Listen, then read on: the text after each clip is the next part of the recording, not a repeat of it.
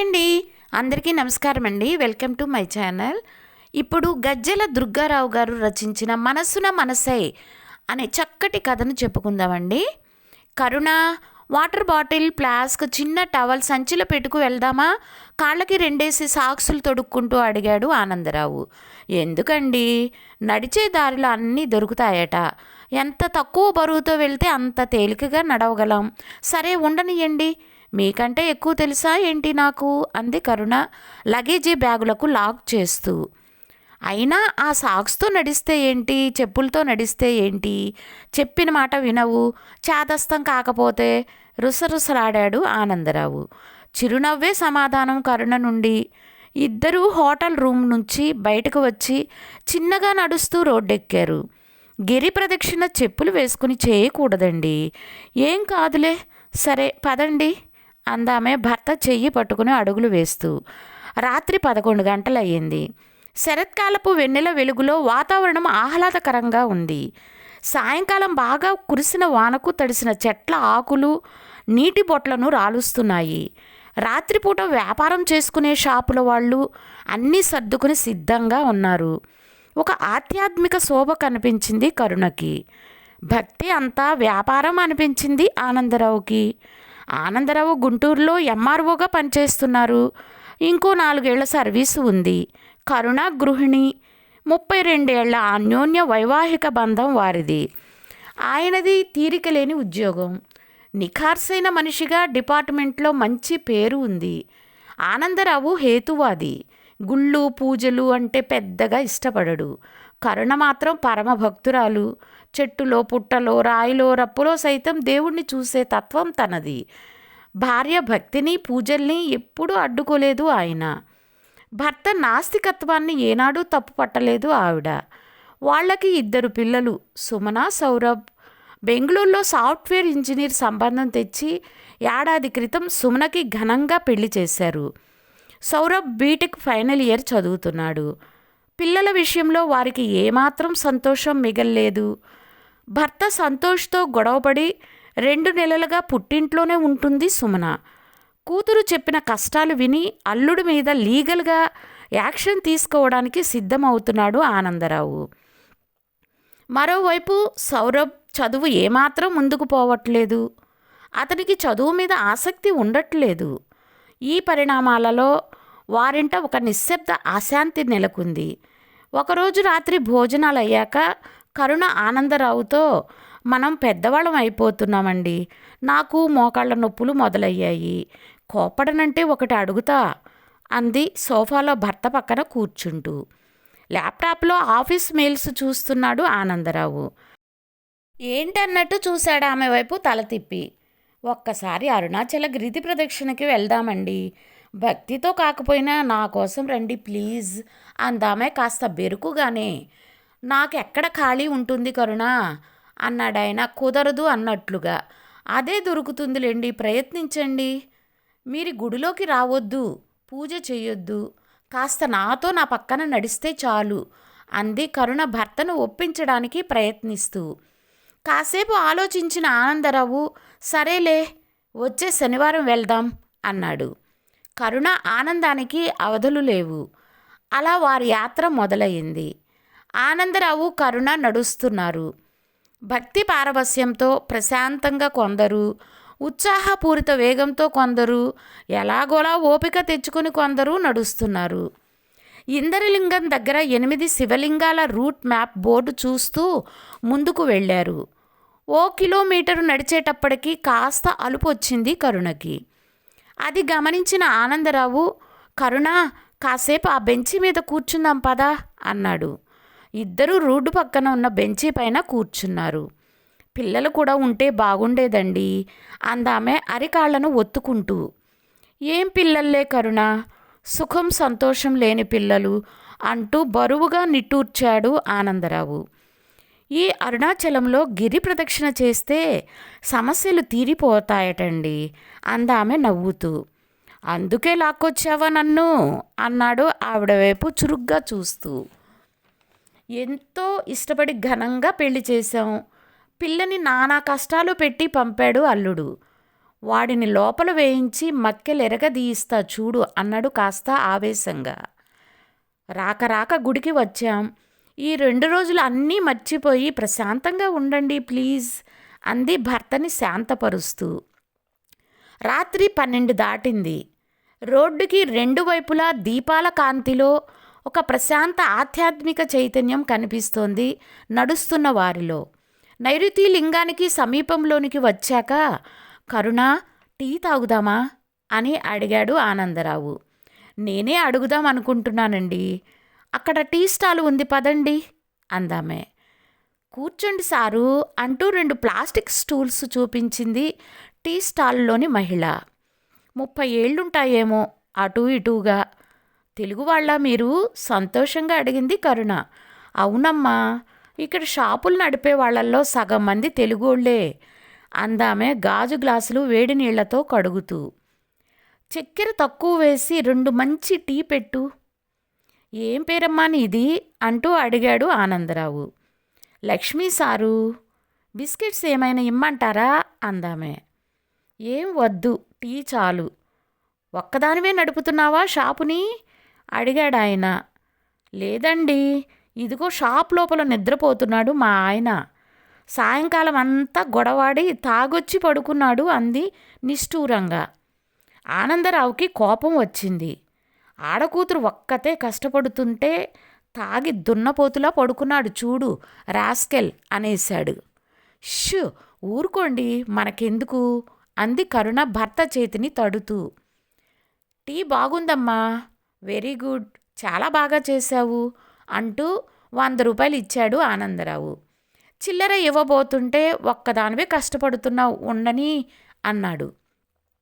ఆ మాటలు విని అప్పుడే టీ కొట్టు లోపల నిద్రపోతున్న లక్ష్మి భర్త సీను లేచి వచ్చాడు బయటికి.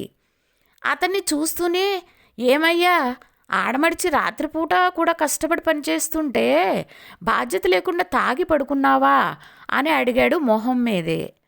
ఈరోజేనండి నేను తాగి పడుకున్నది, అసలు రాత్రిళ్ళు కొట్టు నడిపేది నేనే అన్నాడు అతను. ఆనందరావు ఒకంత ఆశ్చర్యంగా చూశాడు కరుణ వైపు. ఎందుకని అంటూ కొనసాగించాడు.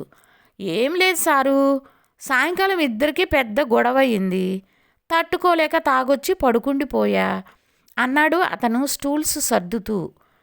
ఊరు కాని ఊరొచ్చారు, కష్టపడి పనిచేస్తున్నారు, తాగే అలవాటు తప్పు కదా అంది కరుణ పెద్దరికంగా. లేదమ్మా, ఎప్పుడో గానీ తాగను. పొద్దున మా అమ్మ నాన్న వచ్చారట ఊరు నుండి, నేను ఇతే ఇంట్లో లేను. వాళ్లతో గొడవ పెట్టుకుని అంత దూరం నుండి వచ్చిన వాళ్ళకి అన్నం కూడా పెట్టకుండా పంపేసింది. కళ్ళమ్మట నీళ్లు పెట్టుకుని వెళ్ళారంట మా అమ్మ నాన్న, పక్కింటోళ్ళు చెప్పారు. ఇది చేసింది కరెక్టేనా, మీరే చెప్పండి అన్నాడు అతను బాధపడుతూ. కరుణకి నోట మాట రాలేదు. లక్ష్మి వైపు చూసింది ఏంటి అన్నట్టు. ఏదో మాట పెరిగింది అమ్మగారు అంటూ తలదించుకుని నసికింది లక్ష్మి. అయ్యిందేదో అయ్యింది, పెద్దాళ్ళు కదా, నువ్వే ఒకసారి ఫోన్ చేసి తప్పయిందని చెప్పు. ఒక అడుగు తగ్గితే పోయేదేమీ ఉండదు, సరేనా అంటూ లేచింది. కరుణను అనుసరించాడు ఆనందరావు. అడుగులు నెమ్మదిగా పడుతున్నాయి. ఏమండి, ఆ అబ్బాయి లేచి వచ్చి జరిగింది చెప్పాక ఆ అమ్మాయిదే తప్పనిపించింది, లేదంటే అతన్ని తిట్టుకుంటూనే ఉండేవాళ్ళం కదా అంది. అవును కదా అన్నాడు ఆనందరావు కూడా. 4వ శివాలయం దగ్గర ఆగింది కరుణ. లోపలికి వెళ్ళొచ్చింది. ఆనందరావు బయట నిల్చున్నాడు. కరుణ బయటకు వచ్చాక, నడుద్దామా, కాసేపు కూర్చుంటావా అని అడిగాడు. నడుద్దాం, కానీ మీరు కోపడనంటే ఒక మాట చెప్పనా అంది. కోపం ఎందుకు చెప్పు అన్నాడు ఆయన. మరి మనం కూడా కేవలం మన అమ్మాయి చెప్పిందే విని అల్లుణ్ణి తప్పు పడుతున్నామేమో, అతనికి కూడా చెప్పే అవకాశం ఇవ్వాలి కదా అనిపిస్తోందండి. అయినా మీకంటే ఎక్కువ తెలుసా నాకు, కానీ నాకు అనిపించింది చెప్పాను అందావిడ. నడుస్తున్న వాడల్లా టక్కున ఆగాడు ఆనందరావు. అంటే నా కూతురు అబద్ధం చెబుతోందనా నీ ఉద్దేశం అన్నాడు కాస్త కోపంగానే భార్య వైపు చూస్తూ. పక్కన నడుస్తున్న యాత్రికులు వాళ్ల వైపే చూస్తూ ముందుకు వెళ్తున్నారు. కాస్త చిన్నగా మాట్లాడండి. నా మనసుకు అనిపించింది మీతో అన్నాను అంతే అంది అనునయంగా. ఆనందరావు కాస్త మెత్తపడ్డాడు. ఇప్పుడేం చేద్దామంటావు అడిగాడు సాలోచనగా. ఒక్కసారి అల్లుడితో ఫోన్లో మాట్లాడదామండి అంది కాస్త బెదురుగా. ఎప్పుడు? ఇప్పుడే. ఇప్పుడా? టైం 1 గంట అయింది. మనలా కాదులేండి ఈ పిల్లలు, వాళ్ళు పడుకునేది ఈ టైంలోనే. భర్తను ఒప్పించడానికి ప్రయత్నిస్తోంది కరుణ. మౌనంగా ముందుకు నడిచాడు ఆనందరావు. కొద్దిసేపైన తర్వాత నెమ్మదిగా జేబులో నుండి ఫోన్ తీసి అల్లుడికి ఫోన్ చేశాడు. ఫోన్ మోగుతుంది. సంతోష్ లిఫ్ట్ చేయలేదు. చూసావా, తీశాడేమో, అందుకే చేయను అన్నాడు అసహనంగా. వర్క్లో ఉన్నాడేమోనండి. అతనే చేస్తాడులే, చూడండి అందామే. 5 నిమిషాలకి ఆనందరావు ఫోన్ మోగింది. కరుణ మొహం వెలిగిపోయింది. అల్లుడు చేశాడనుకుంటానండి, చూడండి అంది. ఆనందరావు అయిష్టంగానే ఫోన్ లిఫ్ట్ చేసి నువ్వే మాట్లాడు అన్నట్టుగా సైగ చేస్తూ కరుణ చేతికి ఇచ్చేశాడు. అల్లుడితో మాట్లాడటానికి అతనికి అహం అడ్డు వచ్చింది. బాబూ సంతోష్ అంటూ పలకరించింది కరుణ. అత్తయ్య, ఈ టైంలో చేశారేంటి? ఏదైనా ప్రాబ్లమా? మామయ్య గారికి ఏదైనా హెల్త్ ఇష్యూనా అంటూ కంగారుగా అడుగుతున్నాడు సంతోష్. అదేమీ లేదయ్యా, నేను మీ మామయ్య అరుణాచల గిరి ప్రదక్షిణకు వచ్చాం. నీతో మాట్లాడాలి అనిపించింది, చేశాను. అందరం బాగున్నాం. నువ్వు ఎలా ఉన్నావు? నీ నిద్ర చెడగొట్టినందుకు సారీ అంటూ సాధ్యమైనంత మర్యాదగా ప్రేమగా మాట్లాడటానికి ప్రయత్నించింది కరుణ. థ్యాంక్ గాడ్, ఈ టైంలో ఫోన్ రాగానే భయమేసింది అత్తయ్య. సుమన ఎలా ఉంది అడిగాడు అతను. అందరం బాగున్నాం బాబు. ఉదయం దర్శనం కాగానే చేస్తాను, నువ్వు పడుకో అంటూ ముగించి ఫోన్ పెట్టేసింది ఆమె. ఏమంటున్నాడు అడిగాడు ఆనందరావు నుదురు చిట్లిస్తూ. మీ గురించే అడిగాడు. ఈ టైంలో ఫోన్ చేసేసరికి మీకేదైనా అయిందేమోనని కంగారు పడ్డాడు. ఆ అబ్బాయి మనం అనుకునేంత చెడ్డవాడేం కాదండి. అయినా మీకంటే ఎక్కువ తెలుసా ఏంటి నాకు అంది భర్త మొహంలోకి చూస్తూ. మారు మాట్లాడకుండా గంభీరంగా నడుస్తున్నాడు ఆనందరావు. శివయ్య దయ ఉంటే మనం ఇంటికి తిరిగి వెళ్ళగానే వాళ్ళని కలిపేస్తాం చూసుకోండి అంది కరుణ పక్కనే ఉన్న వరుణలింగం దర్శనం చేసుకొని దండం పెట్టుకొని బయటకు వస్తూ. ఫోన్ చేసింది నేను, మాట్లాడింది నువ్వు. మధ్యలో మీ శివయ్య చేసింది ఏముంది? టీ కొట్టు శ్రీనుకు చెప్పుకోవాలి మనం థ్యాంక్స్ అన్నాడు ఆనందరావు. అతని శివయ్యే లేపి మాట్లాడించాడేమో అందామె నవ్వుతూ. ఒక్కసారి ఆగి భార్య వైపు తదేకంగా చూశాడు ఆనందరావు. ఆ చూపుకి అర్థం ఏమిటో అందామె. ఆయన చిన్నగా నవ్వి ముందుకు నడిచాడు. ఆమె అతన్ని అనుసరించింది. అలా నెమ్మదిగా నడుస్తూ ఆగుతూ కూర్చుంటూ ముందుకు వెళ్తున్నారు. తొలిజాము దాటింది. మోక్ష మార్గం దాటాక ఒకచోట జనాలు గుమికూడి చూస్తున్నారు. వాళ్ళిద్దరూ గుంపు దగ్గరికి వెళ్ళి ఏమిటా అని చూశారు. ఓ పక్క పల్చని యువకుడు బెంచీ మీద కూర్చొని తనకి ఎదురుగా కూర్చున్న వారి బొమ్మలను దళసరి తెల్ల కాగితం మీద పెన్సిల్తో గీస్తున్నాడు.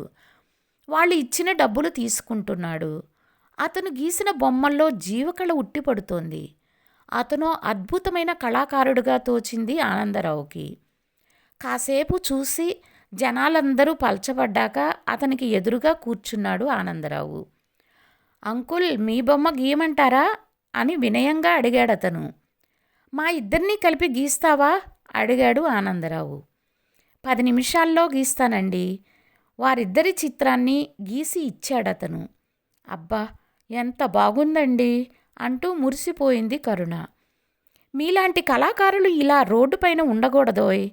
ఫైన్ ఆర్ట్స్లో డిప్లొమా చేస్తుంటే నీ లైఫ్ ఎక్కడో ఉండేది అన్నాడు ఆనందరావు మెచ్చుకోలుగా. అంకుల్, నేను ఫైన్ ఆర్ట్స్లో పీజీ డిప్లొమా చేశాను. గోల్డ్ మెడలిస్టుని. ఫ్రీలాన్స్ గ్రాఫిక్ డిజైనర్గా పనిచేస్తున్నాను. కానీ వారానికి ఓ 2 రాత్రులు ఇలా యాత్ర కోసం వచ్చేవారి బొమ్మలు గీసివ్వడంలో నాకు గొప్ప ఆనందం ఉంటుంది. నచ్చిన పని చేయడంలో ఉన్న తృప్తి వేరు అంకుల్ అన్నాడు మెరిసే కళ్ళతో. వాళ్ళిద్దరూ మళ్ళీ అక్కడి నుంచి నడక మొదలుపెట్టారు. మన సౌరభ్ కూడా చిన్నప్పుడు బొమ్మలు బాగా గీసేవాడు కదండి. పాటలు కూడా బాగా పాడేవాడు, బాగా చదివేవాడు కూడా అంది కరుణ కొడుకుని గుర్తు తెచ్చుకుంటూ. అవును, ఇంటర్ వరకు మెరిట్ స్టూడెంటే. ఆ ఇంజనీరింగ్లో చేరాక వాడి చదువు గాడి తప్పేసింది. చేతిలో ఒక డిగ్రీ అంటూ లేకుండా ఎలా కరుణ అన్నాడు ఆనందరావు ఒకంత దిగులుగా. అతను అన్నట్లు వాడికి నచ్చిన పని వాడిని చెయ్యనిద్దామండి. మొన్న వాళ్ళ అక్కతో చెబుతుంటే విన్నాను. వాడి ఫ్రెండ్ ఎవరో రాజస్థాన్లో ఉన్నాడట. అతనితో కలిసి గ్రానైట్ ఎక్స్పోర్ట్ బిజినెస్ చేయాలని ఆలోచన ఉందటండి వాడికి అందామే. సరిగ్గా అప్పుడే చివరి ఈశాన్య లింగం దగ్గర ఎవరో గంట కొట్టారు. నేను ఇలా అన్నానో లేదో అలా గంట మోగింది చూసారా అంది కరుణ కళ్ళ నిండా ఆనందంతో దండం పెడుతూ. దారి పొడవునా గంటలు మోగుతూనే ఉన్నాయిలే అన్నాడు కాస్త విసుగ్గా. కరుణ ఏం మాట్లాడకుండా మౌనంగా నడుస్తోంది. కొద్దిసేపటి తర్వాత అయితే వాడితో బిజినెస్ పెట్టిద్దామా అన్నాడు భార్య చెయ్యి పట్టుకొని ఆనందరావు. చూసారా శివయ్య మీతో ఎంత మంచి మాటలు మాట్లాడిస్తున్నాడో అంది కరుణ ఆనందంగా. గిరి ప్రదక్షిణ చివరి అంకానికి వచ్చేసింది. ఇద్దరూ బాగా అలసిపోయారు. కరుణకైతే అడుగులు ముందుకు పడట్లేదు. రోడ్డు పక్కన అరుగు మీద కూర్చుండిపోయారు. నా వల్ల కావట్లేదండి, పూర్తి చేయలేమోనని అనిపిస్తుంది అంది కరుణ. ఏం పర్వాలేదులే, ఇంకొక కిలోమీటర్ ఉంది, ఆటోలో వెళ్ళిపోదాం అన్నాడాయన భార్యకు మంచినీళ్ళిస్తూ. మధ్యలో వదిలేస్తే మనసంతా ఏదోలా ఉంటుందండి అంది కాళ్ళు ఒత్తుకుంటూ. తెల్లవారుజాము 4:30 కావస్తోంది. ఫోన్ మోగింది. హలో నాన్నా, గిరి ప్రదక్షిణ పూర్తయిందా అడిగింది సుమన. ఇంకా కిలోమీటర్ ఉంది, మీ అమ్మ నా వల్ల కాదంటోంది, ఇదిగో మాట్లాడు అన్నాడు స్పీకర్ ఆన్ చేసి. ఏమ్మా ఇంత పొద్దున్నే ఎందుకు లేచావు అడిగింది కరుణ. అసలు నిద్రపోలేదమ్మా, రాత్రి సంతోష్ ఫోన్ చేశాడు, మీరు చేశారట కదా, సారీ చెప్పాడు. నా బంగారమే, ఎంత మంచి విషయం చెప్పావు. నువ్వేమన్నావు, అతన్నేమైనా తిట్టావా అడిగింది కరుణ ఆత్రంగా. లేదమ్మా, నా సైడ్ కూడా మిస్టేక్స్ ఉన్నాయి, నేను సారీ చెప్పాను. నెక్స్ట్ సండే వచ్చి మీతో మాట్లాడి తీసుకెళ్తానంటున్నాడు అని చెప్పింది సుమన. కూతురు గొంతులో సంతోషాన్ని గుర్తించిన కరుణకి ఏడుపు వచ్చేసింది. అమ్మా నువ్వు ఎమోషనల్ అవ్వకు, ఫోన్ డాడీకి ఇవ్వు అంది సుమన. విన్నానమ్మా, ఆలోచించి నిర్ణయం తీసుకో, నువ్వు సంతోషంగా ఉండటమే మాకు కావలసింది అన్నాడాయన ప్రశాంతంగా. నాన్న దర్శనమయ్యాక చెయ్యండి, అమ్మ జాగ్రత్త అని పెట్టేసింది సుమన. నేను చెప్పానా, అంతా శివయ్య దయ, నడుద్దాం లేవండి అని లేచి నుంచుంది కరుణ. నెమ్మదిగా ఒకరి చేయి ఒకరు పట్టుకుని అడుగులో అడుగులు వేసుకుంటూ చివరి దూరాన్ని పూర్తి చేశారా దంపతులు.